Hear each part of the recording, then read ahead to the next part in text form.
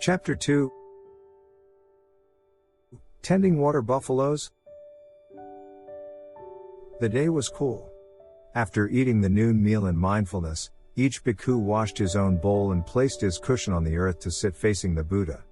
The many squirrels that lived in bamboo forest mingled freely with the monks, and some climbed up into bamboo trees to gaze down at the gathering.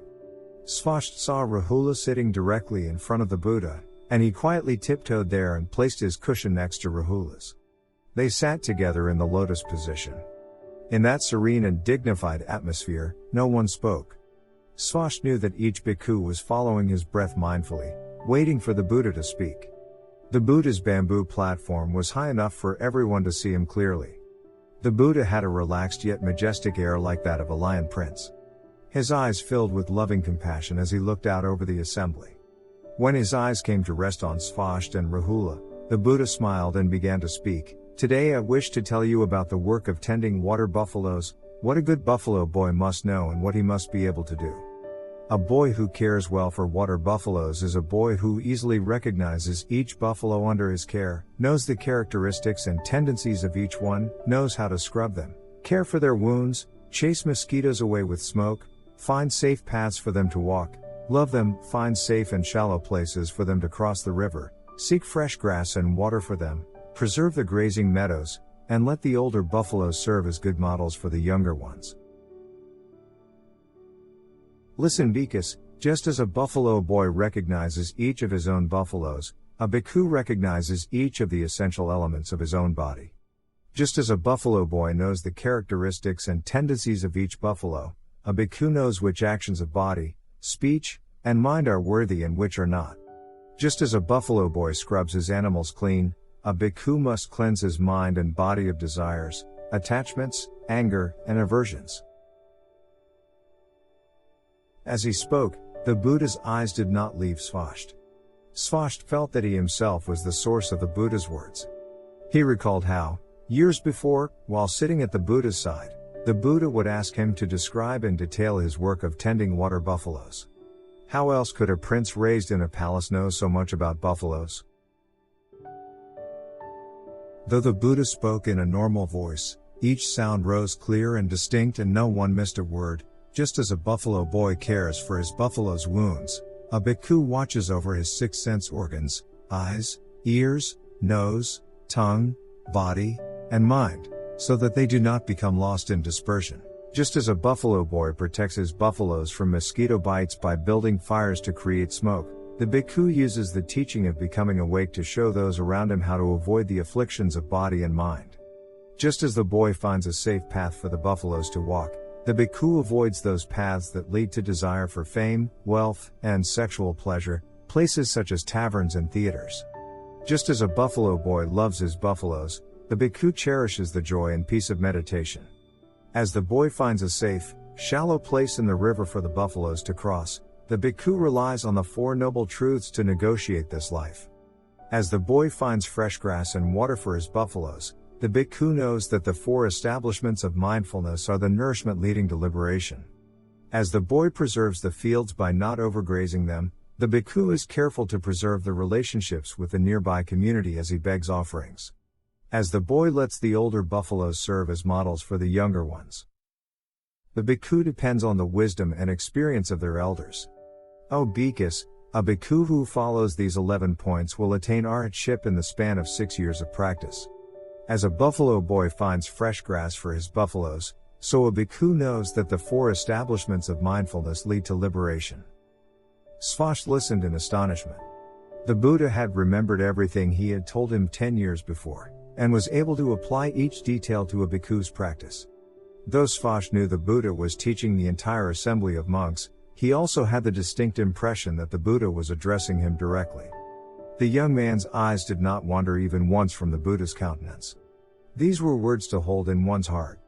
Of course, there were terms such as six sense organs, four noble truths, four establishments of mindfulness, which Svasti did not yet understand.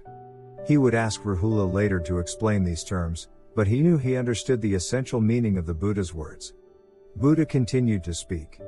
He told the assembly about choosing a safe path for the buffaloes to walk. If the path was overgrown with thorns, the buffaloes would get cuts which could become infected.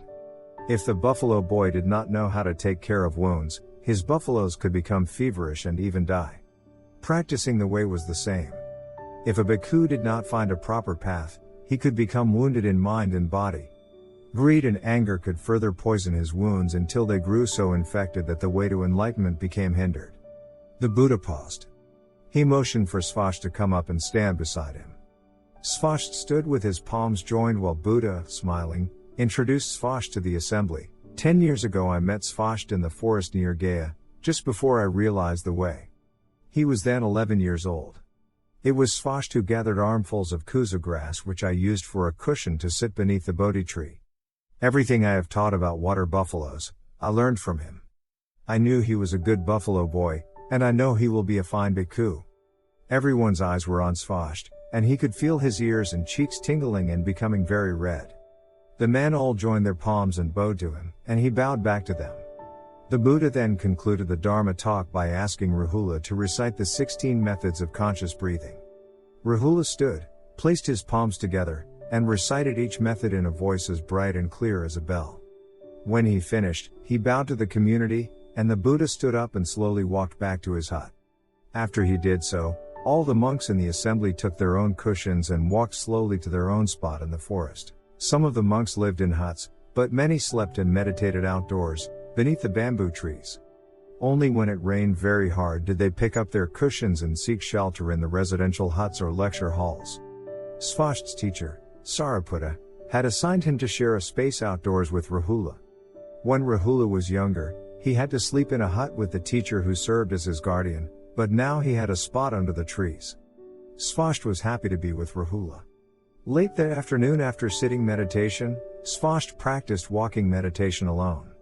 He selected an empty path to avoid encountering others, but he found it difficult to remain concentrated on his breathing.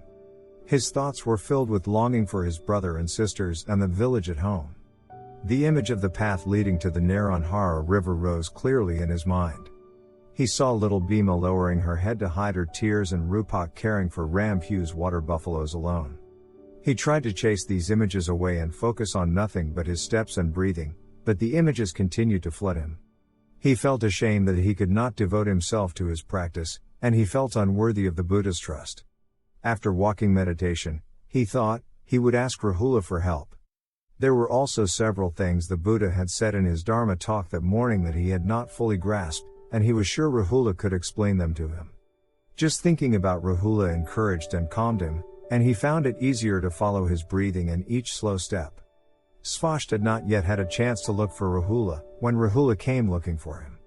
He led Svasti to a seat beneath a bamboo tree, and said, "This afternoon I met the elder Ananda. He would like to hear all about how you first met the Buddha." "Who is Ananda, Rahula?"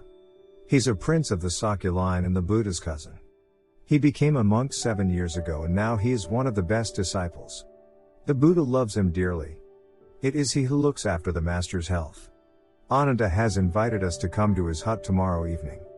I too want to hear all about the time the Buddha was living in the Gaya forest."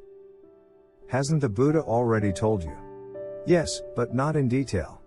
I'm sure you have a lot of stories to tell." "Well, there isn't really much, but I will tell all I remember." "Rahula, what is Ananda like?" "I feel a little nervous." "Don't worry. He's very kind and friendly. I told him about you and your family, and he was delighted. Shall we meet in this spot tomorrow morning when we go begging for food? Now I must wash my robe so it will be dry in time." As Rahula stood to leave, Svasti tugged lightly at his robe. "Can you sit for just a while longer? There are some things I want to ask you. This morning the Buddha spoke about 11 points a bhikkhu must follow, but I can't recall all 11. Can you repeat them for me? I can only remember 9 myself.